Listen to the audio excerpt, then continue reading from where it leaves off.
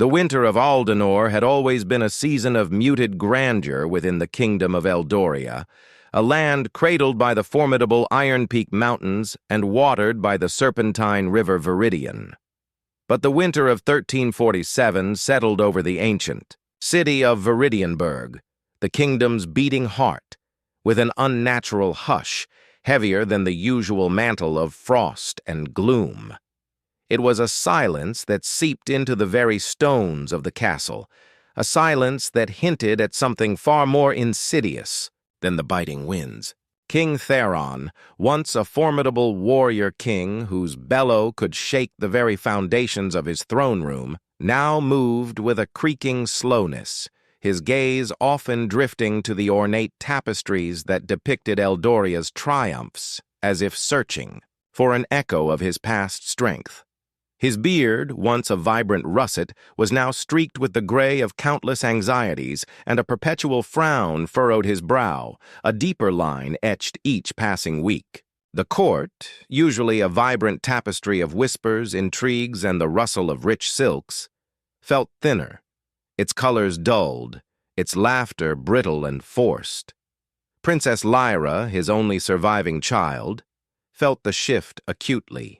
Unlike her father, whose spirit seemed to shrink with each passing day, Lyra possessed a quiet resilience, a fire that smoldered beneath a veneer of courtly grace. She was often found in the castle's extensive library, poring over ancient texts, not for leisure, but in a desperate, unarticulated search for answers to a question she hadn't yet fully formed. Her compassion, a trait often viewed as a weakness in the harsh political landscape of Eldoria, was a heavy burden. It drew her gaze inevitably towards the city beyond the castle walls, where the whispers had begun, insidious and persistent, long before the court itself deigned to acknowledge them. The first reports had been dismissed, of course.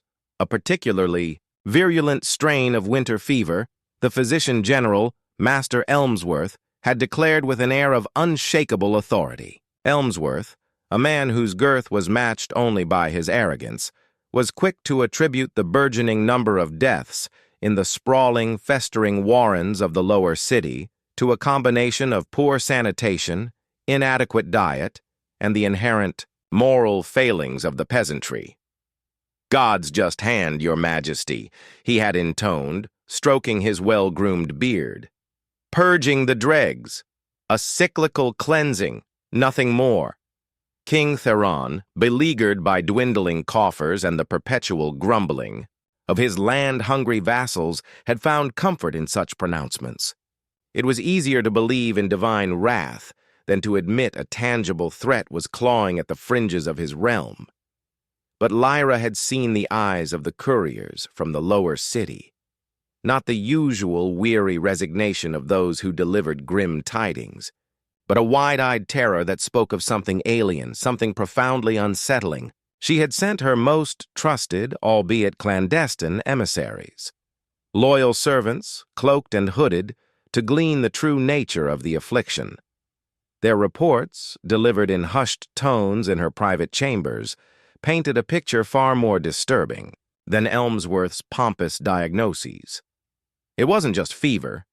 It was a rapid decay, a blackening of the skin, a putrid odor that clung to the dying like a shroud even before their last breath. Some spoke of a chilling madness that preceded death, a delirium where victims clawed at their own flesh, screaming of unseen horrors. Lord Valerius, the king's most trusted and arguably most influential advisor, moved through this growing unease with the predatory grace of a wolf in sheep's clothing. His silver tongue could soothe the king's anxieties, twist facts to suit his narrative, and subtly poison the minds of others against those who might oppose him. Valerius was a man of impeccable breeding and ruthless ambition, his sharp features and piercing blue eyes belying the cold calculation that churned beneath. He had meticulously cultivated his position, patiently waiting for the opportune moment to consolidate his power. The mounting crisis, rather than alarming him, seemed to invigorate him. He saw opportunity in the looming catastrophe, a chance to prove his indispensability, to subtly diminish the king's remaining authority and to sideline Princess Lyra, whose compassionate nature he viewed as an inconvenient weakness that stood between him and ultimate control. He would appear at court, impeccably dressed, his voice calm and reassuring, offering solutions that invariably involved granting him more authority, more resources, more control over the distribution of goods and the movement of people. Order. Your Majesty must be maintained above all else, he would advise, his gaze sweeping over the increasingly anxious faces of the lesser nobles. And I, humble servant that I am, stand ready to bear the burden. Lyra observed him, her suspicion a cold knot in her stomach. She knew Valerius better than most, having grown up under the shadow of his carefully crafted benevolence. She had seen the flicker of something calculating in his eyes when he spoke of the dying, a hint of something more akin to grim satisfaction than genuine concern. He spoke of sealing off the infected districts, of burning the afflicted's homes, measures that were drastic and cruel, yet presented with such rational calmness that they seemed almost logical to the fear-paralyzed court. One frigid afternoon, a young, pale page, no older than 10, stumbled into the throne room during a minor court assembly, his breath coming in ragged gasps. He was delivering a message from a minor lord who had recently moved his retinue to the city. The page collapsed before he reached the king's dais, his small body convulsing on the polished marble. A collective gasp rippled through the assembled nobles. Master Elmsworth, initially rushing forward with an air of professional concern, recoiled, with a sudden, choked cry. The boy's skin, where it was visible beneath his thin tunic, was mottled with an angry, pulsating crimson rash, and from his lips bubbled a thick, dark froth. His eyes, wide and staring, were already cloudy, and a faint, sweet, cloying stench, like decaying fruit mixed with something metallic, began to spread through the opulent chamber. It was the smell Lyra's emissaries had described. It was the whisper of rot, no longer confined to the distant alleys, but now exhaling its foul breath upon the very heart of the kingdom. The silence that followed was absolute, heavier than the winter gloom, colder than the marble floor. It was a silence filled with the dawning comprehension of terror, the sudden, brutal realization that the winter fever had breached the protective walls of their complacency. King Theron, who had been leaning heavily on his scepter, straightened. Slowly, his face ashen, his eyes fixed on the small, twitching form on the floor. His breath caught in his throat, a wheezing sound that was lost in the sudden, panicked murmur that erupted. A guard, one of the king's personal retinue, a burly knight named Sir Kyle, who had stood sentry over countless court dramas, swayed precariously. His hand flew to his throat, his face contorting in an expression of profound agony. A violent cough racked his powerful frame, and a crimson spray, darker than wine, splattered across the polished marble, landing sickeningly close to the fallen page. His body began to convulse, a terrible rattling sound escaping his lips as his skin, even through his chainmail, seemed to darken, taking on a bruised, purplish hue. The court, once a picture of rigid decorum, dissolved into a panicked tableau of horrified gasps and frantic retreats. The whisper of rot had found its voice, and it was the sound of choked screams. The screams in the throne room were not the sharp, piercing cries of immediate pain, but guttural, desperate sounds, born of primal fear, of the sudden, sickening understanding that death, previously an abstract concept for the privileged, had come to stand among them, cloaked in an invisible, foul-smelling shroud. The sight of Sir Kyle, a man of iron and loyalty, succumbing so swiftly, so brutally, was a shattering blow to the illusion of inviolability that had long cocooned the castle. He fell with a sickening thud, his armored form rattling against the stones, his fingers still clawing at his throat as if to tear free the unseen claws that choked him. His eyes, once stern and watchful, glazed over, reflecting the terrified faces of the nobles scrambling backward, tripping over their own silken robes in a desperate ballet of self-preservation. Master Elmsworth, whose earlier pronouncements had been so glib, stood frozen, his face a ghastly shade of green, his mouth agape. The scent of decay that now permeated the air seemed to cling to him, mocking his earlier dismissals. He looked less like a learned physician and more like a startled, bloated toad caught in the glare of a lantern. His eyes darted around, seeking an escape, a way to reclaim the authority that had just crumbled around him like dry parchment. King Theron, however, did not move. He remained transfixed, his gaze sweeping from the small, still form of the page to the twitching hulk of Sir Kale. A deep tremor ran through his aged frame, but it was not purely fear. It was the crushing weight of realization, the sudden, undeniable understanding that his kingdom, his people, were being devoured by an enemy. He could not see, could not fight, and could not simply dismiss. He saw the terror in the eyes of his courtiers, the desperate, unmasked panic that threatened to shatter the last vestiges of courtly order. And in their panic, he saw a reflection of his own powerlessness, a mirroring of the fear that had gnawed at him in the quiet hours of the night. A low, guttural sound, something between a gasp and a sob, escaped his lips. Lyra, however, felt a different kind of terror, a cold, sharp dread that galvanized her. While others retreated, she took a hesitant step forward, her eyes fixed on the mottled skin of the page, on the dark, viscous froth around his lips. It was exactly as her emissaries had described. This was no ordinary fever. This was the plague. Her earlier suspicion solidified into a terrifying certainty. She looked up, her gaze meeting the wide, desperate eyes of a lady-in-waiting who was already struggling for breath, her hand pressed to her chest. Another, a young knight, stumbled, clutching his stomach, his face contorting in agony. The crimson tide, initially a distant threat, had now broken over the castle walls. Lord Valerius, unlike the others, did not retreat into blind panic. His eyes, cold and calculating, observed the chaos with a detached, almost clinical interest. He saw the king's paralysis, Elmsworth's humiliation, and Lyra's quiet, desperate forward movement. This was it, the moment he had been waiting for. With a swift, decisive motion, he strode forward, not towards the fallen, but towards the king. His voice, clear and resonant, cut through the growing murmur of panic. "Your Majesty, we must act. The pestilence has breached our walls. Containment is paramount."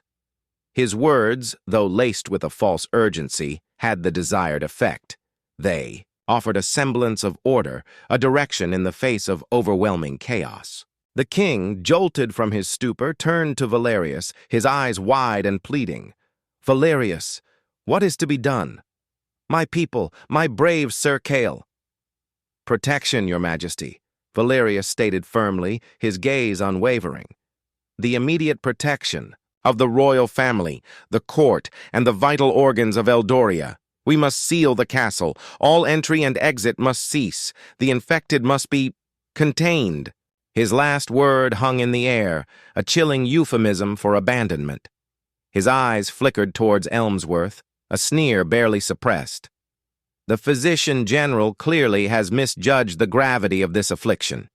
New leadership is required in these desperate times." Elmsworth, still reeling from the public collapse of his credibility, stammered, "But, my Lord Valerius, this is madness. To abandon the city? To condemn them?" "Condemn?" Valerius scoffed, his voice laced with contempt. "We are speaking of survival, Elmsworth. The survival of Eldoria itself. The king, the princess, the very bloodline of this realm, they must be protected at all costs. You, Physician General, will oversee the immediate quarantine of this throne room. No one leaves until a full cleansing is enacted." He gestured to the remaining guards who, though shaken, still recognized the voice of authority. "Secure the exits. Now!" As the guards, still white-faced, began to move, Sealing the heavy oak doors of the throne room, a new wave of panic rippled through the trapped nobles. "No, my family is outside!" cried a distraught countess, her hands clasped in prayer. "You cannot do this! Silence!" Valerius roared, his calm facade momentarily cracking to reveal the steel beneath. "These measures are for the good of all. Anyone who resists will be considered a threat to the kingdom's survival and dealt with accordingly." His eyes swept over the terrified faces, his jaw set. "This is not a time for weakness or sentiment. This is a time for strength, for decisive action. The kingdom looks to us, to the king, for guidance." He deftly shifted the burden, making it seem as if the king, through him, was leading the charge. Lyra watched horrified as the doors groaned shut, the heavy bolts sliding into place with a definitive thunk. She saw the glint of triumph in Valerius's eyes, even as he feigned solemnity. He was not just reacting to the crisis, he was using it. He was cutting off the kingdom's head from its body, ensuring that any dissent, any voice of reason from outside would be silenced. "Father!" Lyra cried, stepping forward, her voice ringing with desperate clarity amidst the low murmurs of fear. "You cannot agree to this. The people in the city, the innocent, they will die. We must send aid, find a cure, not abandon them. King—" Theron, however, had already turned away, his shoulders slumped. The sheer scale of the horror, combined with Valerius's decisive, authoritative presence, seemed to have sapped his will.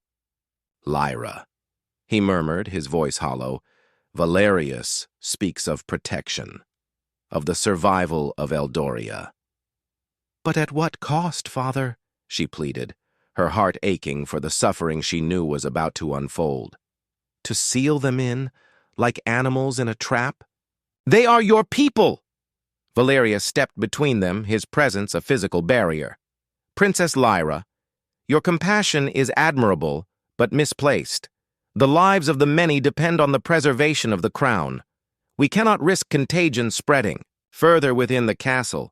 This is a sacrifice, yes, but a necessary one." He lowered his voice, though it was still audible to those nearest.